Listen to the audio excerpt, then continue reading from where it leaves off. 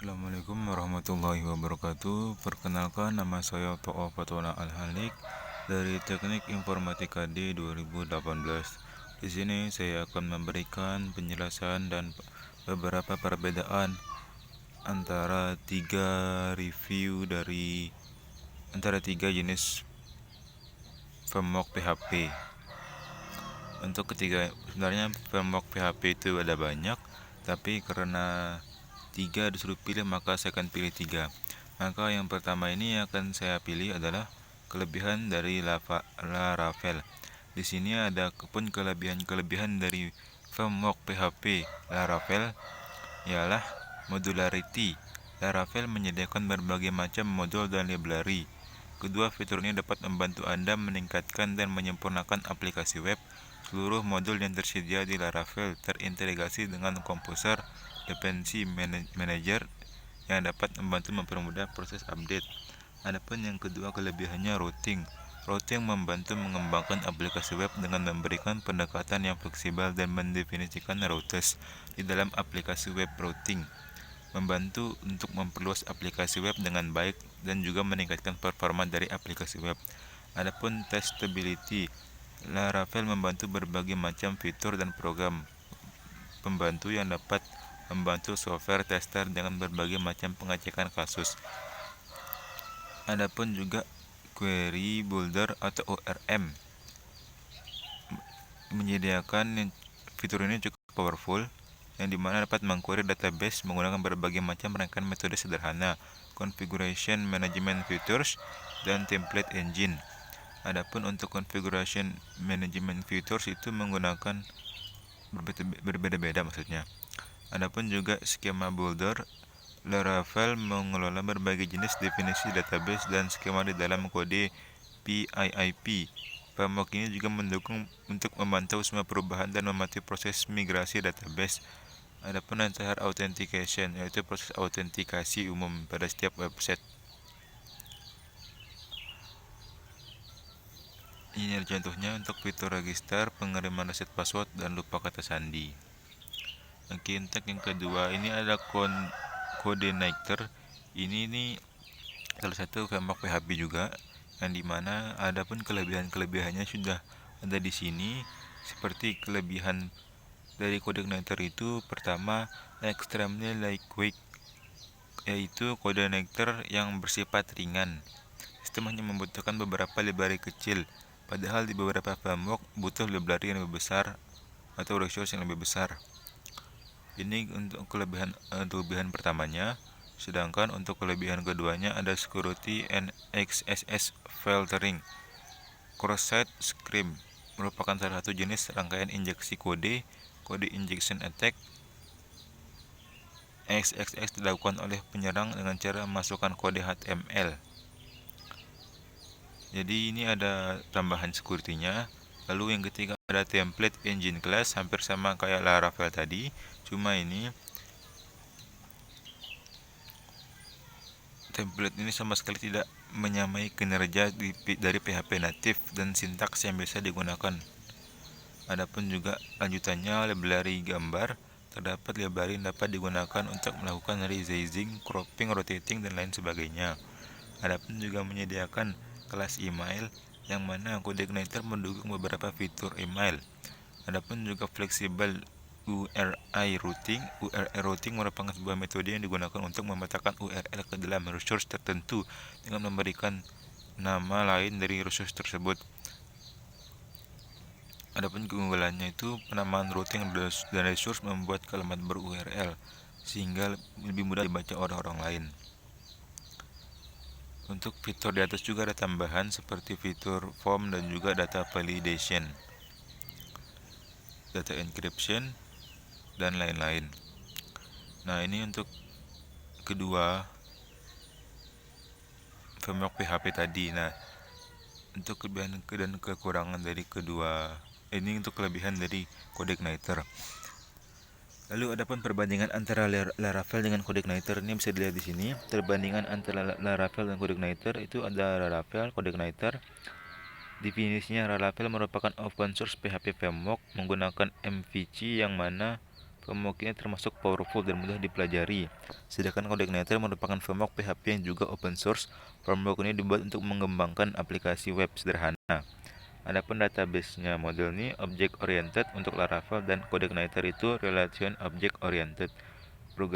Adapun programming paradigm adalah Laravel adalah object oriented event driven fungsional, sedangkan CodeIgniter itu component oriented. Routingnya itu berbeda juga antara explicit routing dengan explicit routing maupun implicit routing. Implicit routing built-in modulars, artinya ini modularnya itu Laravel mendukung modular, sedangkan CodeIgniter tidak mendukung fitur built-in modular. Adapun juga HTTPS support mengizinkan pengembang untuk menentukan custom HTTPS routers itu untuk Laravel, sedangkan untuk CodeIgniter tidak mendukung penggunaan HTTP routers. Bisa dilihat perbandingan antara kedua ini bisa bertolak belakang, yang dimana apabila Laravel itu mempunyai fitur membantu, sedangkan CodeIgniter itu tidak mempunyai fitur yang membantu yang sama seperti Laravel. Oke, yang ketiga, ini merupakan framework yang bisa dibilang framework lama. Framework lama ini biasa disebut sebagai framework key.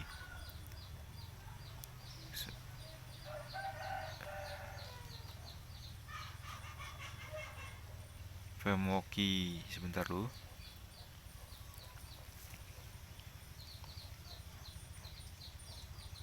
Ini kenapa saya bilang jangan menggunakan framework key sebagai framework? Karena bisa dibilang framework ini itu semacam framework yang bisa dikatakan framework yang ketinggalan zaman. Yang mana ini adapun kekurangan-kekurangan dibandingkan kelebihan. Terdapat banyak kekurangan pada framework ini, seperti framework PHP jadul. Karena ini PHP ini sudah ada di tahun 2004 dan rilisnya tahun 2006. Bisa dibilang ini framework yang sangat jadul.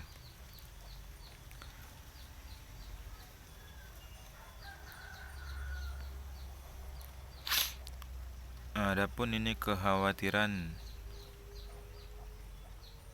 dari adapun penyebab kenapa ini bisa dibilang framework yang tidak bagus digunakan atau jadul, ini ada 3 alasannya. Adapun yang kedua, ini performa bukan yang terbaik. Ya, dimana di sini framework key juga pernah dibandingkan dengan beberapa framework lain, dan jika diperhatikan menurut source benchmark di GitHub terdapat terdapat di posisi kedua dan bukan yang posisi pertama. Jadi bisa disimpulkan bahwa ini bukan termasuk framework yang bagus.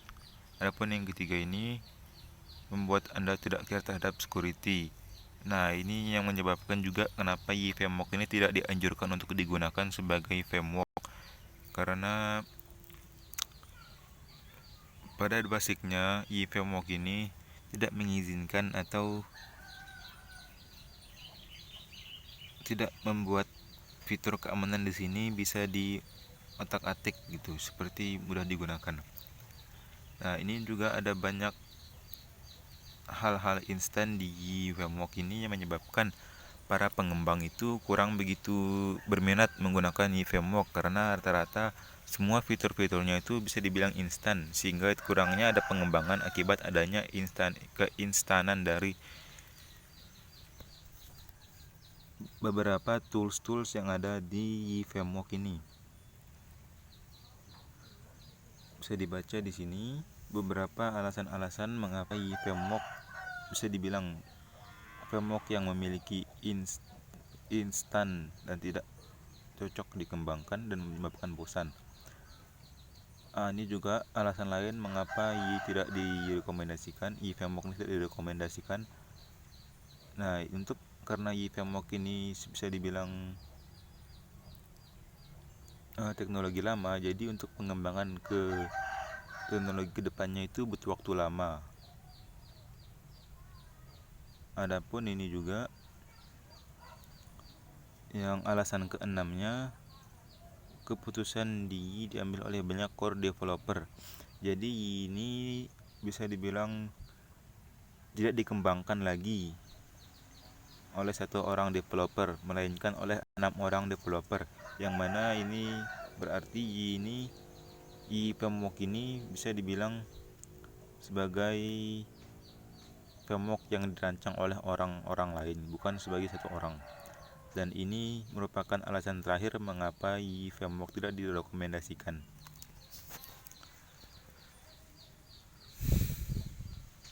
Adapun contoh-contohnya ini bisa dilihat di sini. Ini gambar dari website yang menggunakan framework CodeIgniter. Bisa dilihat tampilannya seperti tampilan baru, sederhana, enak dilihat mata, dan juga sangat simpel dan juga sederhana. Bisa dilihat ini, apabila kita tekan ini maka akan ada keluar semacam pilihan-pilihan lainnya. Nah, untuk website kedua ini, Laravel Tricks ini menggunakan framework Laravel, yang dimana ini framework ini bisa dibilang framework yang sangat banyak fungsinya. Dibilang sederhana juga tidak bisa dibilang sederhana, karena metode perancangan webnya seperti ini lumayan banyak yang perlu diperhatikan. Nah, karena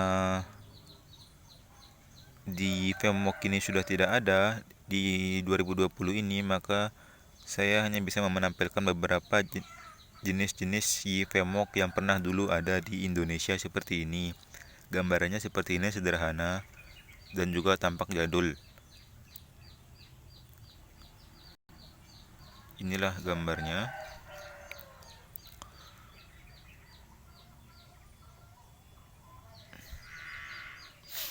Oke, mungkin itu aja, sekian dari saya beberapa pengertian dari atau beberapa review dari